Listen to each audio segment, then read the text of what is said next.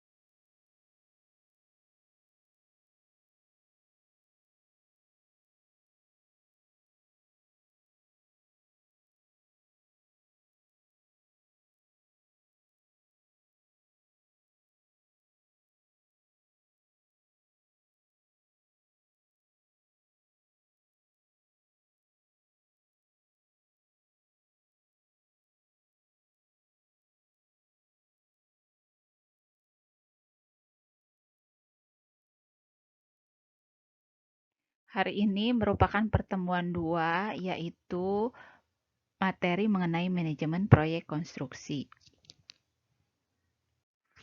Pada materi sebelumnya telah saya jelaskan, ada macam-macam manajemen. Jadi ada manajemen proyek dan manajemen jasa konstruksi. Nah, yang pertama akan kita bahas yaitu mengenai manajemen proyek konstruksi, ya. Jadi manajemen proyek konstruksi ini merupakan suatu sistem atau tata laksana untuk menjalankan suatu organisasi dengan tugas yang spesifik dan dibatasi oleh waktu, sasaran, dan juga biaya.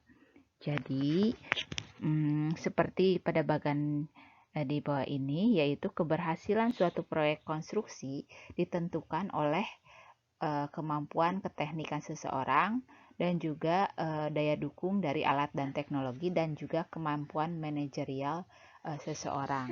Nah, kurangnya penguasaan manajemen mempengaruhi keberhasilan dari suatu proyek konstruksi. Ya, di manajemen proyek ini terdapat yang namanya organisasi proyek. Nah, prinsip dari organisasi proyek ini yang pertama bertanggung jawab untuk menyelesaikan atau mencapai suatu tujuan yang ditugaskan sesuai dengan waktunya, biaya dan kualitas serta kuantitas yang telah ditentukan. Organisasi proyek ini harus bisa mengambil keputusan dengan cepat, lain dengan organisasi rutin lainnya yang biasanya lambat karena berperannya unsur birokrasi. Bentuk dan struktur dari organisasi proyek ada 4 macam. Yang pertama, individual project organization. Yang kedua, staff project organization. Yang ketiga, intermix project organization. Dan yang keempat, aggregate project organization. Nah, yang pertama ini mengenai individual project organization. Pada jenis ini, masing-masing dari project manager bertanggung jawab ke general manager. Nah, pengendalian dilakukan pada tiap-tiap fungsi. Nah, jadi, tiap-tiap fungsinya bertanggung jawab langsung kepada general manager. Jadi, seperti bagian di samping ini ya. Jadi, general manager membawahi project-project manager. Nah, fungsi-fungsi dari setiap project langsung berhubungan dengan general manager. Nah, yang kedua yaitu staff project organization. Nah, general manager membawahi project-project manager. Nah, project-project manager diberikan staff untuk pengendalian proyek. Semisal project manager A diberikan staff untuk menangani proyek tertentu. Demikian juga project B. Jadi masing-masing. Nah, unit-unit fungsionalnya masih melakukan tugas utama yang bertanggung jawab langsung kepada general manager. Nah, yang ketiga yaitu aggregate project organization. Pada jenis ini, semua fungsi dan kegiatan yang diperlukan untuk penyelesaian proyek langsung di bawah tanggung jawab project manager. Nah, selanjutnya project manager ini bertanggung jawab kepada general manager. Nah, jadi Semisal project manager A membawahi staf-staf project dan kemudian unit-unit fungsionalnya pun langsung di bawah project manager. Nah, selanjutnya project manager ini langsung bertanggung jawab ke general manager. Nah, di intermix project organization yaitu merupakan modifikasi jenis-jenis ya. Jadi sebagian besar unit-unit fungsional di bawah langsung project manager. Walaupun ada unit fungsional tertentu yang dianggap utama ya tetap langsung di bawah general manager. Kemudian pihak-pihak yang terkait langsung dengan proyek konstruksi ini ada 4, yaitu yang pertama owner atau penyandang dana ya. Yang kedua adalah pihak yang menyiapkan dokumen perencanaan atau perancangan. Yang ketiga, pihak yang melakukan pengawasan dan pengendalian. Dan yang keempat, pihak yang melaksanakan suatu pekerjaan proyek. Nah, kemudian bobot dari keterlibatan masing-masing pihak dalam tahapan proyek. Nah, yang pertama ada owner. Nah, owner di sini berperan sangat besar ya dalam perencanaan proyek. Ya, semisal ada tahapan proyek, konsep, desain, proses lelang, pelaksanaan, dan pemeliharaan. Nah, kurang lebih owner berperan dalam konsep sekitar 50%, untuk desain 50%. Kemudian proses lelang biasanya langsung ya keterlibatannya 100%, pelaksanaan 50% dan pemeliharaan 50%. Nah, untuk perencana, konsep biasanya 100%, desain 100%. Nah, untuk proses lelang dia 50%, pelaksanaan 50% dan pemeliharaan biasanya enggak terlibat. Nah, untuk pengawas biasanya konsep kurang lebih 0-50%, untuk desain 0-50%, untuk proses lelang 100%, pelaksanaan 100%, dan pemeliharaan biasanya ya kurang lebih 50%.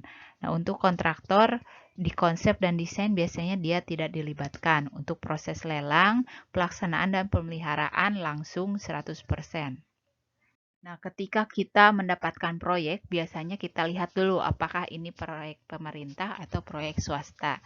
Jadi ada perbedaannya. Nah, seperti ini ya, proyek pemerintah biasanya pihak yang terlibat harus lengkap dan jelas perannya. Sedangkan proyek swasta, pihak yang terlibat lebih ramping dan sederhana. Kemudian di proyek pemerintah asasnya itu formal atau legal, sedangkan di proyek swasta biasanya asas lebih kepada kepercayaan. Nah, yang ketiga yaitu di proyek pemerintah prosedurnya lebih birokratis atau administratif, sedangkan di proyek swasta prosedurnya biasanya lebih sederhana. Nah, kemudian ini adalah struktur organisasi proyek konstruksi. Yang pertama dari proyek pemerintah. Nah, biasanya dari owner dia langsung memberikan perintah kepada konsultan atau perencana. Nah, konsultan atau perencana ini biasanya langsung berhubungan dengan konsultan pengawas. Jadi konsultan perencana dan konsultan pengawas bisa sama ya orangnya. Beda juga bisa ya. Kemudian dari owner sendiri langsung menunjuk pelaksananya. Nah, pelaksana juga dimonitor langsung oleh konsultan pengawas. Jadi berbeda dengan proyek swasta ya. Pada proyek swasta ada yang menghendaki organisasi yang lengkap, tapi ada juga yang lebih sederhana. Jadi tidak terstruktur secara seperti ini ya. Nah, jadi seperti ini pada proyek swasta. Ada yang 3 pihak, ada yang 2 pihak. Nah, untuk 3 pihak biasanya dari owner ke konsultan perencana, kemudian ke pelaksana ya. Nah, di konsultan perencana ini biasanya merangkap konsultan pengawas. Nah, yang 2 pihak biasanya owner langsung memberikan mandatnya langsung kepada konsultan perencana yang merangkap sebagai konsultan pengawas sekaligus pelaksana atau kontraktor. Jadi lebih sederhana. Nah, kemudian sistem pengelolaan proyek konstruksi. Yang pertama, sistem kontraktor utama atau konvensional. Nah, ada 2 ciri utama pada sistem ini, yaitu tahapan proyek dilaksanakan secara bertahap penuh. Jadi, seperti misalnya konsep, dia langsung ya, tahapannya penuh, perencanaan, lelang, dan juga pelaksanaan. Nah, biasanya hanya dikerjakan oleh satu kontraktor pada satu proyek atau bagian proyek, dikenal sebagai main kontraktor atau kontraktor utama, dengan organisasinya seperti pada bagian ini ya. Jadi owner langsung ke main kontraktor atau kontraktor utama, kemudian disubkan. Jadi ada subkontraktornya masing-masing, seperti ada subkon elektrikal, ada subkon mekanikal, ada subkon struktur. Nah, yang kedua yaitu sistem manajemen konstruksi. Di sistem manajemen konstruksi ini, eh, suatu pengelolaan proyeknya ditangani secara multidisiplin. Tahapannya konsep, desain, dan lelang, kemudian pelaksanaannya merupakan satu kesatuan sistem yang terpadu. Targetannya yaitu optimalisasi kuantitas, kualitas, biaya, dan waktu. Jadi di sistem manajemen konstruksi ini, kompleksitas permasalahan, nilai atau skala proyek, waktunya, kemudian kepresisian pekerjaan dilakukan dalam satu sistem. Nah, ciri dari sistem manajemen konstruksi ini yang pertama optimalisasi waktu dengan metode fast track, yaitu tahap lanjutan dapat dilaksanakan tanpa menunggu selesainya tahapan sebelumnya. Jadi semisal di waktu konsep, perencanaan sudah dilaksanakan. Kemudian di waktu perencanaan lelang sudah dilaksanakan. Di waktu lelang pelaksanaan sudah dilaksanakan. Jadi semisal di sini ya total waktu dengan sistem konvensional ada di targetan seperti ini. Kemudian total waktu dengan sistem fast track ada di sini ya, dengan efisiensi waktunya kurang lebih berapa hari. Nah, kemudian tidak terdapat kontraktor utama dan keterlibatannya lebih dari satu konsultan perencana dan kontraktor. Jadi semisal ownernya menunjuk konsultan perencana A, konsultan perencana B, dan konsultan perencana C. Nah, kemudian konsultan MK juga ditunjuk langsung oleh owner dan langsung menunjuk kontraktor ya, ada kontraktor spesialis A, kontraktor spesialis B, dan kontraktor spesialis C. Nah, lingkup kerja dari konsultan manajemen konstruksi ini pada prinsipnya yang pertama sistem konvensional ini pengendaliannya menggunakan konsultan pengawas. Lingkup kerjanya mulai dari tahapan lelang, pelaksanaan, dan pemeliharaan. Sedangkan sistem manajemen konstruksi pengendalian menggunakan konsultan manajemen konstruksi. Lingkup kerjanya mulai dari tahapan konsep atau pradesain, desain, lelang, kemudian pelaksanaan, dan tahap pemeliharaan. Nah, ada juga yang menyebut manajemen konstruksi sebagai suatu sistem dan metode kerja. Nah, sistem pengelolaan proyek konstruksi yang ditangani secara multidisiplin profesional, di mana tahapannya persiapan, perencanaan, pelelangan, pelaksanaan, dan operasional diberlakukan sebagai suatu sistem terpadu. Nah, tujuannya itu untuk mencapai hasil yang optimal dalam aspek kualitas, kuantitas, biaya, dan juga waktu. Jadi dengan demikian terlibat banyak tenaga ahli multidisiplin profesional yang sesuai dengan lingkup pekerjaan yang ditangani. Nah, kemudian manajemen konstruksi sebagai suatu profesi dan bidang usaha. Nah, di sini pihak yang menekuni manajemen konstruksi ini harus menguasai 4 poin. Yang pertama, building logic, yaitu mempunyai pengetahuan yang cukup tentang material, struktur, utilitas, alat, dan metode pelaksanaan.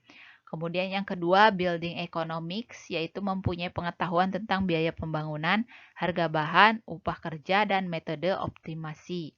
Yang ketiga yaitu hukum pembangunan, menyangkut hukum perjanjian, hukum perdata, perburuhan, peraturan pembangunan regional, lokal, maupun nasional. Yang keempat, manajemen pengendalian, yaitu metode angkut perencanaan, supervisor, sistem informasi, dan juga teknik informasi. Jadi di manajemen konstruksi sebagai suatu profesi dan bidang usaha ini merangkap sebagai konsultan manajemen konstruksi.